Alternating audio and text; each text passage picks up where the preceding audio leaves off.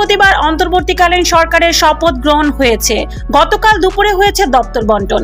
যুব ও ক্রীড়া মন্ত্রণালয়ের দায়িত্ব পেয়েছেন বৈষম্য বিরোধী আন্দোলনের অন্যতম সমন্বয়ক আসিফ মাহমুদ। বৈষম্য বিরোধী আন্দোলনে দেশের সরকার ব্যবস্থায় বড় পরিবর্তন এসেছে। সেই আন্দোলনকারী আসিফ ক্রীড়া মন্ত্রণালয়ের দায়িত্ব পাওয়ায় ক্রীড়াঙ্গনের অনেকের প্রত্যাশা ক্রীড়াঙ্গনের উন্নয়নে প্রয়োজনীয় সংস্কারের। জাতীয় ক্রীড়া পুরস্কারপ্রাপ্ত ক্রীড়াবিদ ও সংগঠক কামরুন নাহার ডানা সবসময় বলিষ্ঠ কণ্ঠস্বর। ক্রীড়া মন্ত্রণালয়ের দায়িত্ব পাওয়া আসিফ মাহমুদের কাছে তার চাওয়া স্পষ্ট। তাদের আন্দোলনে দেশে বিশাল একটি পরিবর্তন এসেছে। যুব সমাজই পারে সুন্দর বাংলাদেশ গড়তে। সুন্দর বাংলাদেশ নির্মাণে ক্রীড়াঙ্গন বড় ভূমিকা রাখতে পারে। এজন্য ক্রীড়াঙ্গনে উন্নয়নে প্রয়োজন সংস্কার।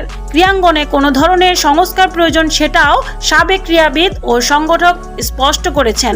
তিনি বলেন, ক্রীড়াঙ্গন ক্রীড়াবিদদের জায়গা, সেখানে রাজনীতি অঙ্গনের মানুষ নিয়ন্ত্রণ করছে। রাজনীতি মুক্ত ক্রীড়াঙ্গনে আমাদের প্রত্যাশা। আসিফ দেশের বড় সংস্কার আন্দোলন করেছে, তার কাছে আশা ক্রীড়াঙ্গনের রাজনৈতিক সংস্কার।